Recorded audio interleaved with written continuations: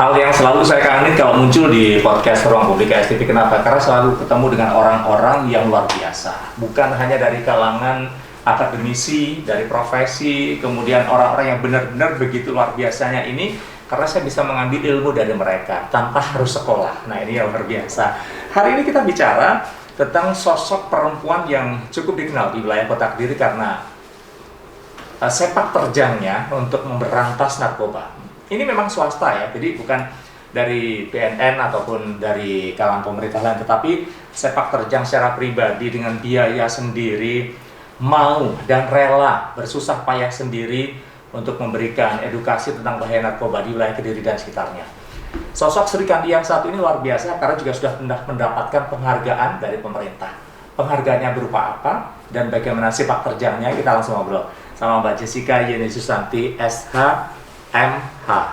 Apa kabar, Mbak? Tetap semangat dan luar biasa. Sehat selalu. Jadwalnya ini selalu diundur-undur karena sibuknya beliau ya. Jadi aduh, ini luar biasa, saya ketemu sama beliau udah lama kita nggak ketemu ya. Ya, sewindu. Lagunya Tulus, sewindu. Nah, Jess, kalau kita bicara tentang narkoba itu kan sebenarnya yang global banget begitu ya. Betul. Satu pertanyaan pertama yang saya pengen tahu, kenapa maunya terjun di istilahnya di dunia yang mungkin orang akan malas masuk di sini, apalagi Anda seorang wanita kan begitu, dan Anda bukan dari sisi lembaga pemerintahan, semua biaya sendiri, jalan sendiri, ketemu orang sendiri, memotivasi mereka sendiri, ngapain repot-repot? Apa sih kenikmatannya begitu? Kayak nggak ada kerjaan gitu ya. Padahal mau ketemu susahnya minta ampun. Iya. Kenapa? Iya, jawabannya satu saja, simple, karena saya cinta Indonesia. Jadi nggak ada alasan lain, karena saya merasa Indonesia ya, dan saya mencintai bangsa ini. Saya tahu bahwa saya harus melakukan sesuatu agar Indonesia benar-benar bersih, karena salah satu yang menyebabkan bangsa ini terjajah kembali adalah persoalan peredaran gelap narkotika. Itu saja. Beliau ini adalah pemilik ya, owner dari Ecclesia Kediri Foundation. Dan ini berdiri dari tahun 2020 ya, 22 tahun berarti ya? Ya, sekitar 2000-an lah ya, jadi sudah 22 tahun. Karena 22 Agustus kemarin baru kita rayakan ya, 22 tahun. Apa dari 20 tahun yang sudah berjalan, apa sih yang membuat, ada letak kepuasannya di mana begitu? Ya, kembali lagi pada jawaban saya yang pertama tadi ya, letak kepuasannya, saya sebagai warga negara Indonesia, saya bisa berperan serta. Karena kenapa ini adalah merupakan satu hal yang nilai kepuasan itu ya, karena nggak banyak orang yang mau peduli dengan persoalan ini. Nah, apa sih yang bisa kita tunjukkan, apa yang bisa kita berikan buat bangsa kita, apa yang mau kita ambil, ya ini yang saya ambil adalah memberikan pelayanan kepada mereka yang telah menjadi korban dari akibat peredaran gelap narkotika itu, untuk kita pulihkan supaya mereka bisa memiliki kehidupan yang baru. Artinya apa? Dalam hal ini saya memilih memanusiakan manusia ya, dengan pikiran-pikiran Tuhan, karena saya cinta bangsa Indonesia, saya bangga sebagai warga negara Indonesia, saya memulihkan mereka berdasarkan pemikiran Tuhan yang ada di dalam Pancasila. Jadi itu konsepnya. Ya, tapi kan kalau kita bicara tentang orang mendirikan satu yayasan, biasanya kan cari profit ya, istilahnya kan begitu. Sedangkan ini biasanya kalau orang-orang yang terjun ke dunia itu kan ada pengalaman. Saya nggak tahu, yang perlu saya tanyakan apakah ada pengalaman, mungkin saya juga nggak tahu, ini yang perlu dikonfirmasi sama teman-teman. Apakah ada dari Mbak Jess sendiri atau dari pihak keluarga Mbak Jess, atau mungkin teman yang pernah ditemui menggunakan narkoba sehingga iki loh bos, aku tak bergerak di bidang ini. Iya, memang rata-rata pasti ada backgroundnya begitu ya, sehingga memilih untuk terjun. Nah, kebetulan di saya tidak. Jadi saya punya adik, saya punya orang tua, ya kebetulan cowok ya. Semuanya nggak ada, merokok pun tidak. Ya, jadi kalau dibilang karena ada background itu sebenarnya tidak. Jadi lebih kepada panggilan jiwa itu tadi. Jadi kalau orang bertanya pada saya, kenapa? Saya tidak akan pernah mengubah jawaban saya. Satu, karena saya Indonesia, saya Pancasila, saya cinta bangsa ini. Sebagai seorang pengacara, ya kan, yang kesibukannya luar biasa, keluar kota, kemudian juga sempat kasih Mbak Jess mengurus dalam, orang mungkin akan mengatakan memanjakan diri sendiri atau suatu saat gitu, aduh aku pengen perempuan lah biasanya mungkin perawatan, shopping kayak gitu, masih sempat nggak sih ngurusin banyak hal kayak gitu? Kebanyakan yang dilakukan para wanita gitu ya. Masih sempat lah gitu ya. Jadi intinya gini sih, dalam hidup kita tidak ada niat, pasti banyak alasan, gitu ya. Jadi ketika saya sudah membangun satu konsep hidup saya bahwa saya ini adalah hidup saya harus bisa membawa manfaat, ya pasti ada jalan. Tidak mungkin ada alasan.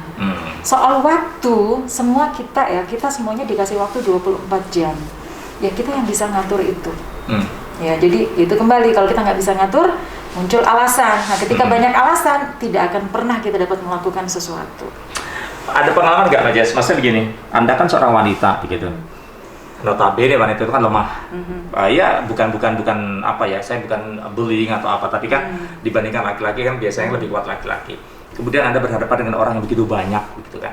Orang-orang pengguna. Orang-orang pengguna itu kan biasanya tingkat emosionalnya itu kan tinggi. Pernah nggak sih ada pengalaman yang bisa dibilang buruk atau pengalaman yang tidak akan Anda terlupakan menghadapi mereka yang mungkin membuat mental Anda jatuh? Atau mungkin, saya nggak tahu apakah ada pernah sempat terjadi kekerasan fisik atau bagaimana menghadapi mereka? Ya, pastinya ada ya, karena kita berhadapan dengan orang yang saraf pusat otaknya sudah terkontaminasi dengan narkotika. Jadi kalau kekerasan ya secara sadar sih tidak, tapi ketika mereka tidak sadar, pernah saya mereka mencoba bunuh diri, kemudian kita berusaha untuk menggagalkan itu, kita yang kena benda tajamnya, iya. Kemudian mereka yang mencoba untuk melarikan diri dengan melakukan tindakan-tindakan yang anarkis, sudah bolak-balik ya kita lakukan berhadapan dengan situasi itu. Dan itu tidak membuat Anda istilahnya kabur atau bagaimana begitu? Enggak juga. Kenapa? Karena dari awal saya memutuskan untuk terjun di bidang ini, segala konsekuensinya itu kita sudah dipikirkan. Kita harus berdamai dengan keadaan itu. Jadi ketika kita tidak bisa berdamai, ya ini tidak akan bertahan selama 22 tahun. Begitu. Dari selama perjalanan 22 tahun, itu kan bukan hanya edukasi yang diberikan sama Ecclesia Foundation begitu, tapi juga melakukan treatment yang dilakukan.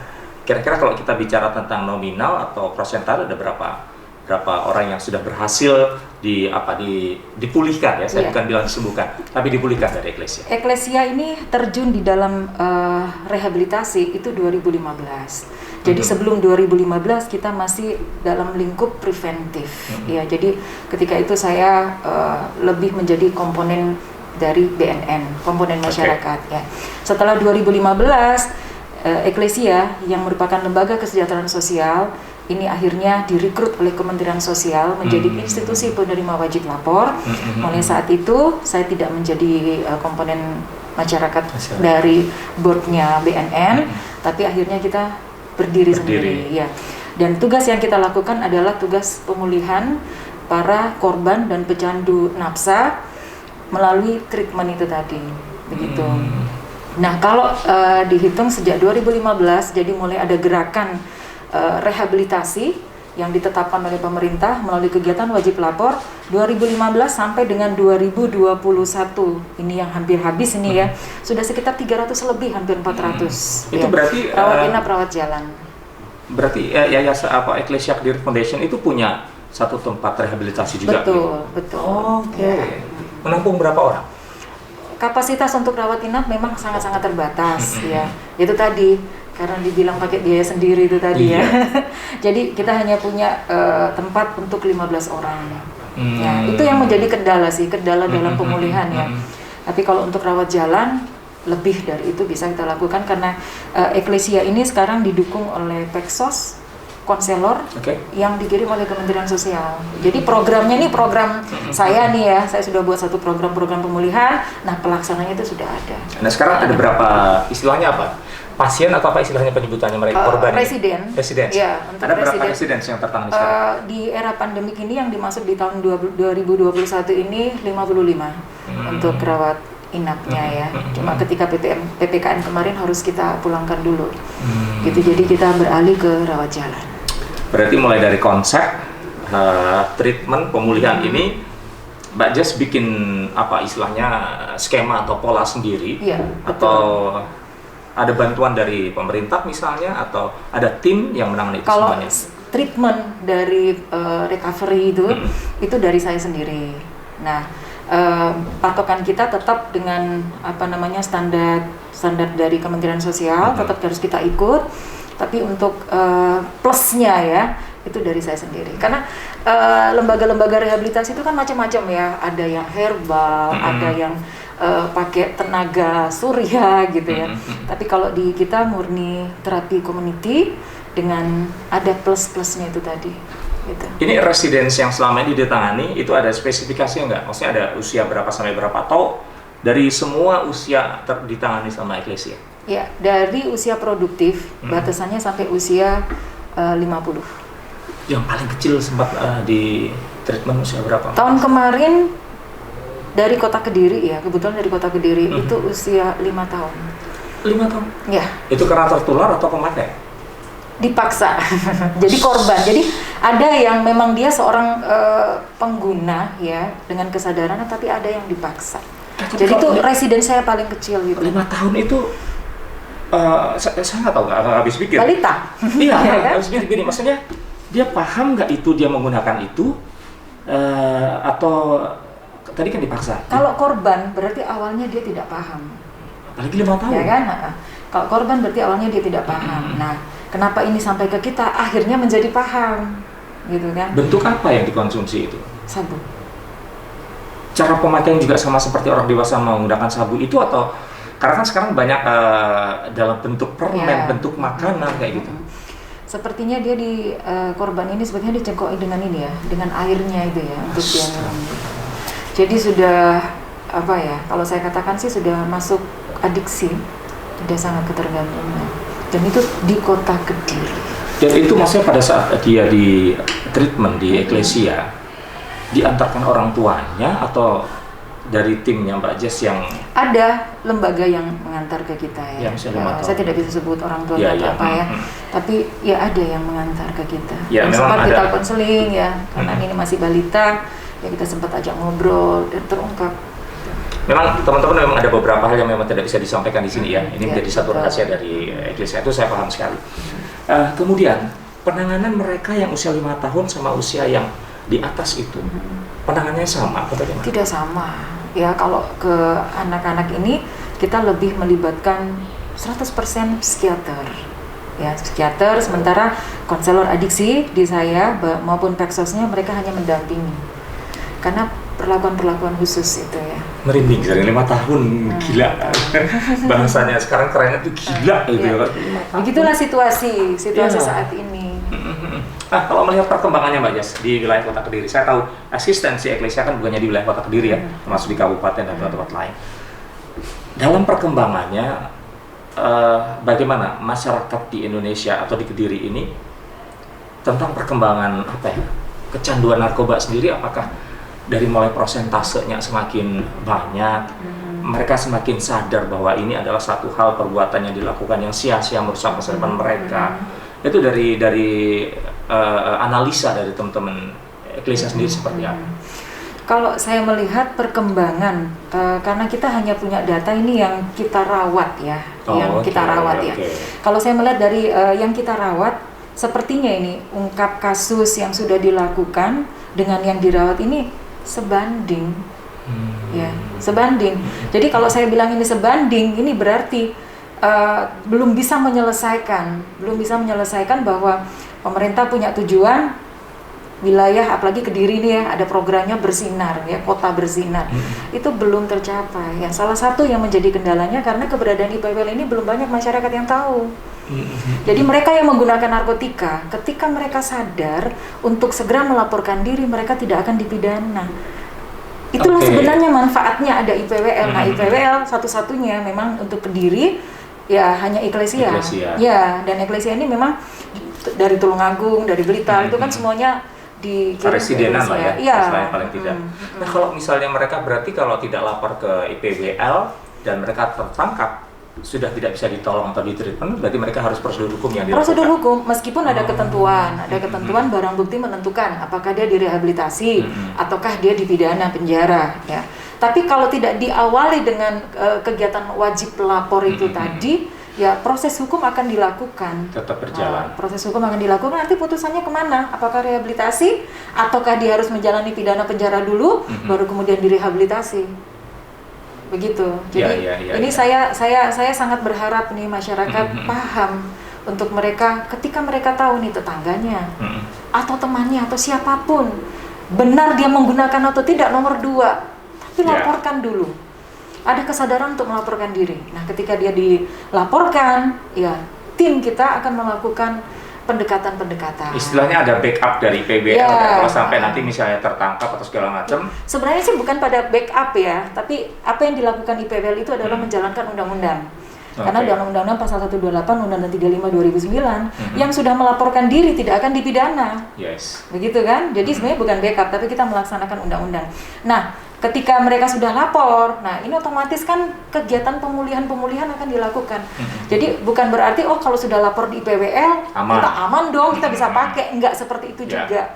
Tapi IPWL yang sudah memiliki kewenangan untuk itu akan melakukan pendekatan-pendekatan, dan ketika dilaporkan di IPWL saat itu juga dia sudah tercatat sebagai orang yang sakit. Namanya apa? Sakit adiksi. Jadi pendekatan yang harus dilakukan bukan pendekatan penegakan hukum, tapi pendekatan kesehatan. Jadi lebih baik itu kalau misalnya teman-teman sekarang memang menggunakan nggak perlu takut ya. Kalau memang misalnya tidak pengen diketahui banyak orang ataupun keluarganya, kan bisa lapor datang sendiri ya. Betul. Ya. Harus ada ini. Sebenarnya sih yang dikatakan bahwa orang yang menggunakan narkotika itu aib, sebenarnya memang harus kita hapus ya. Karena ini stigma itu yang ini ketidakberdayaan, ya kan? Ini ketidakberdayaan. Sehingga orang yang tidak berdaya ini memang harus ada kepedulian nih dari orang lain. Laporkan, karena lapas sana terlalu penuh. Dia masuk TK keluar bisa profesor loh. Enggak, itu kalau misalnya nih amit-amit Bang Bayi, saya misalnya pengguna gitu ya. Saya lapor ke IPWL, apakah harus ada pengantar dari orang tua atau cukup datang sendiri? Tidak. Dan yang harus diingat, siapa yang melaporkan ya, siapa yang dilaporkan, ini kerahasiaannya dijamin oleh undang-undang. Begitu. Jadi ketika misalnya nih melaporkan si A nih ya ke kita, ya ketika ini si A ini si korban ini kita datangin, dari mana kok tahu begini, kita tidak akan bilang siapa yang melaporkan dia. Karena memang undang-undang mengaturnya demikian. Saksi dilindungi ya. Nah, Baca tadi disampaikan bahwa ini kan awalnya memang berdiri sendiri, biaya sendiri segala macam, semuanya serba sendiri. Terus kemudian akhirnya ada dari dinas Kementerian Sosial. Dari semua yang sudah dilakukan ini, bagaimana pemerintah kota sendiri, Kediri sendiri melihat keberadaan IPWL Ecclesia Clear Foundation? Ngomong nggak ya? Ini kalau ditodong seperti ini, saya bingung deh jawabnya ya. Tapi kita dituntut harus jujur ya. Ini untuk bangsa ya, untuk anak bangsa. Jadi ya ini menjadi satu kendala juga ya di dalam keberhasilan dari program rehabilitasi kita. Seharusnya nih kita sudah sebagai masyarakat udah sadar nih ya, kita sudah melakukan bagian yang seharusnya menjadi tugasnya pemerintah. Nah, ketika selesai mereka direhabilitasi, harusnya kan ada pasca rehab nih. Nah, ini Ecclesia nggak bisa tanganin itu. Nah, pasca rehab inilah yang saat ini sedang kami lakukan upaya-upaya pendekatan dengan eksekutif maupun legislatif. Ayo pikirin dong gitu ya, karena seberapa kuat nih semut mengangkat gajah ya. Jadi ya itu sih memang jeritan para pekerja sosial yang ada di Ecclesia itu, yang sampai sejauh ini memang belum ada perhatian. Mudah-mudahan habis ini ya. Betul. Oke, itu kan sekilas tentang Ecclesia dari awal tahun 2002 ya. 2001 mulai merintis di yayasan. Pertama dulu namanya kan Yayasan Ecclesia, ya kan? Dari pihak keluarga sempat ada pro kontra nggak sih? Kebetulan tidak ya, puji Tuhan. Dukungan maksimal. Tapi sempat ngobrol nggak sama keluarga, misalnya aku mau bikin ini, atau tiba-tiba bikin sendiri tanpa orang tua ataupun keluarga tahu itu misalnya? Awalnya takut sih ya, karena kalau kita sudah berbicara narkotika ini udah pikirannya udah gembong ya, udah ini sesuatu yang berbahaya buat seorang wanita, gitu ya. Itu lama-lama karena sudah melihat memang ya memang di situ jiwa saya. Akhirnya ya juga saya akhirnya didukung juga sih. Tapi luar biasanya begini teman-teman ya. Dari apa yang dilakukan mulai tahun 2001 itu kira-kira tahun 2003 atau 2004 kan ada penghargaan didapat ya? Ya, 2002 saya menjadi pemuda pelopor kabupaten dulu ya, 2002. Kemudian 2003 saya mendapatkan dua penghargaan perunggu dari BNN terkait P4GN, kemudian jadi pemuda pelopor Jawa Timur, tingkat Jawa Timur. Kemudian di 2003 ke pusat saya dapat lagi penghargaan Madya Perak. Kemudian di tahun yang sama pemuda pelopor nasional. Ya. Terus sampai lupa saya. Penghargaan yang sudah didapat itu apakah tidak bisa menjadi satu pegangan untuk misalnya nih mendapat bantuan dari pemerintah, entah itu pemerintah kota atau mungkin dari pemerintah Indonesia pusat misalnya untuk bisa mendapatkan bantuan dari kesulitan-kesulitan. Saya bilang kesulitan, mungkin Bajes nggak merasa kesulitan ya, let it flow gitu. Tapi mungkin kan tadi seperti disampaikan pasca rehabilitasi itu kan perlu penanganan. Ada nggak itu yang menjadikan penghargaan itu bisa dijadikan pegangan? Iki loh, aku sudah pernah mendapatkan ini, masa sih kamu bantu misalnya kayak gitu. Sebenarnya ya kalau untuk kita menarik simpati dengan prestasi yang sudah kita lakukan, itu memang bukan apa ya, bukan tujuan saya ya, karena prestasi itu bagi saya justru harus sebaliknya memacu apakah saya bisa bertanggung jawab dengan penghargaan ini ya. Jadi bukan kita hanya mengejar eksistensi atau kita dapat panggung ini ya, sehingga karena semakin kita diberikan penghargaan, nah kita semakin dituntut bertanggung jawab. Nah ketika kita bertanggung jawab ini semakin banyak kan terkuak ini, banyak korban yang jatuh. Fokus kita akhirnya ngurusin mereka gitu. Dengan SDM yang sangat terbatas, dengan wilayah yang begitu luas ya, apalagi Surabaya kirim ya, dimanapun kan semuanya ya IPL harus melayani. Keterbatasan SDM juga yang membuat kita nggak sempat untuk mengetuk pintu kiri kanan begitu ya.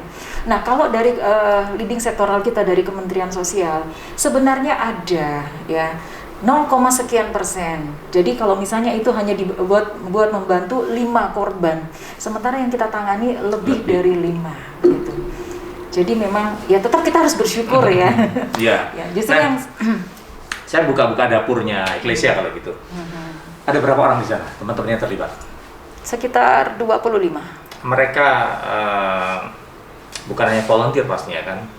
Mereka mendapatkan gaji kan pasti kan. Nah, itu sedangkan terserah mau dijawab atau enggak. Saya nggak bicara honornya. Karena begini, mereka kan juga dari Eklesia kan begitu. Sumbernya dari mana kalau tidak ada bantuan dari pemerintah misalnya begitu? Pinter juga ini tanyanya ya. Ya, sementara ini memang masih dari saya pribadi ya. Jadi saya memiliki pekerjaan. Nah, pekerjaan itu memang 90%. Jadi yang 10% buat saya. Untuk menyisihkan dari ya, itu. Ya 90% untuk bagaimana para peksos konselor saya bisa melakukan misi saya, gitu ya. Jadi karena mereka memang membantu saya mewujudkan misi hidup saya, ya saya harus bertanggung jawab terhadap mereka. Gitu. Luar biasa. Mbak Jas, pernah nggak sih ngerasa bahwa apa yang Anda kerjakan ini ada satu titik, saya nggak tahu apakah bisa dibilang titik jenuh atau hal tersulit yang Anda hadapi? Yang pernah Anda rasakan gitu? Pasti, ya. Apa contohnya apa kira-kira? Satu contoh dalam situasi PPKM seperti ini ya, jadi dalam kondisi yang serba terbatas, ternyata korban itu bukannya berkurang ya, ternyata makin banyak gitu ya, makin banyak. Dari pemberitaan setiap hari kan ada ya, kita udah tahu ungkap kasus dan sebagainya. Nah, inilah, sementara saya sendiri sebagai seorang pekerja swasta ya, saya swasta, otomatis kan saya juga kena dampak dari pembatasan itu. Nah, ketika saya ada persoalan ini di hulunya ini ya, akhirnya ini akan berdampak pada kegiatan teman-teman di lapangan untuk menjangkau para korban-korban ini. Otomatis kegiatan yang kita lakukan juga harus mengikuti situasi dan kondisi, padahal korban tidak mengikuti situasi dan kondisi. Gitu. Tidak akan habis kalau kita ngomong masalah perjuangan dari seorang Jessica Yeni Susanti SMH. Nah Jess, dari apa yang Anda lakukan, kan bisa dibilang Anda kan juga menjadi satu inspirasi buat masyarakat ya. Oh iya dah. Buat wanita-wanita yang ada gitu. Dengan di tahun pada saat Anda memulai itu kan usia juga masih muda kan gitu. Sekarang pun masih muda. Sekarang sudah. Apa yang ini Anda harapkan? Yang saya harapkan Ya. bahwa hidup saya harus benar-benar membawa manfaat, simple saja. Itu aja. Terus kemudian supaya masyarakat itu pasti kan ada goals kan? Ada goal, bukan hanya sesimpel itu menurut saya yakin dengan Anda mendirikan Ecclesia Kediri Foundation, terus kemudian juga dengan tujuan-tujuan yang ada di Ecclesia sendiri, Anda pasti kan punya goals ya, gitu loh. Selain hidup Anda bermanfaat bagi orang lain, supaya bisa menjadi inspirasi bagi kaum muda sekarang ini, apa yang ingin Anda sampaikan? Yang ingin saya sampaikan kepada siapa saja nih ya yang lagi nguping obrolan kita, jika kita bisa melakukan sesuatu yang baik, lakukan. Kenapa? Karena 1 jam ke depan kita nggak tahu kita ada di mana. Dan ketika 1 jam itu kita diperhadapkan pada hari baik kita, ada yang bisa kita tinggalkan. Itu saja. Karena kan 1 jam, 1 menit ke depan aja kita nggak tahu. Ya, kita sekarang berdua lagi ngobrol nih ya. Iya. Setelah selanjutnya kita nggak tahu gitu. Harapannya berapa panjang masih banyak. Baik, ini kalau teman-teman mau, saya nggak tahu, mungkin lapor ke IPWL Ecclesia atau mungkin mau konsultasi, boleh dong kita berbagi ya, kita sharing mungkin alamatnya di mana ataupun mungkin nomor teleponnya supaya teman-teman yang ada di rumah pun, yang mungkin keluarganya juga orang tua ini mulai sadar anaknya perlu nih, anak saya ternyata pemakai nih misalnya, itu harus kemana? Ya, kalau mungkin ke Ecclesia ya, ke tempat IPWL, tempat rehabilitasi kita agak jauh mungkin ya, langsung ke call center kita saja. Boleh. Gitu ya. Jadi cukup di WA, nanti kita akan respon gitu ya. Kita akan melakukan home visit dulu, kita akan pelajarin situasi. Tapi kalau misalnya memang mau datang untuk melihat lebih dekat lagi ya dengan pelaksanaan kegiatan pemulihan, bisa ke Cakarsi di Geraha Mukti 5 nomor 7. Ini ya? Apa namanya? Kontak personnya? Ada. Berapa? Call centernya ya, Call center 0853 303 48999. Oke, ternyata kan masih di wilayah Kediri, nggak jauh lah. Jadi kalau misalnya mau langsung datang ke sana, boleh. Ngomong saja. Ya. Tapi saya ingatkan kalau mau ketemu sama beliaunya ini paling Jumat, Sabtu, Minggu ya. Senin sampai Kamis. Juga. Di sana kan ada petugasnya. Iya. Tapi kalau mau ketemu ini susah ketemunya ya. Saya harus berkali-kali bikin appointment, bikin janji. Nah, enggak juga. Ya. Tapi disyukuri ya, sesibuk apapun masih tetap agak bisa masih tetap bisa memanjakan diri sendiri. Karena saya yakin dengan yayasan ini pun, dengan Ecclesia Foundation pun Anda juga merasa bahwa ini loh dunia saya enjoy kok di sini kan. Betul. Gitu ya. Iya. Baik, Mbak Jen, terima kasih. Next time ya, saya main-main ke sana lah. Boleh. Karena dengan senang hati. 1/2 jam rasanya waktunya nggak cukup, tapi produser saya memang kasih waktunya cuma 1/2 jam gitu podcast. Ya. Oke. Iya. Dan mudah-mudahan sekali lagi perbincangan saya di podcast kali ini bersama Mbak Jessica Yeni Susanti SMH ini akan bisa jadi inspirasi buat Anda semuanya. Jangan takut kalau misalnya Anda sendiri atau mungkin keluarga Anda yang bermasalah dengan narkoba. Silakan hubungi call center atau langsung datang ke Geraha Mukti Cakarsi ya. Di sana nanti bisa langsung konsultasi dengan para konselor di sana. Udah, saya yakin para konselornya enak semuanya, nggak ada yang, semuanya welcome ya. Betul. Semuanya welcome. Oke, mudah-mudahan sekali lagi ini bisa menjadi tambahan ilmu buat kalian, buat Anda semuanya, dan juga akan bisa tetap menginspirasi, terutama bagi para wanita yang ada di wilayah Kediri. Sampai jumpa.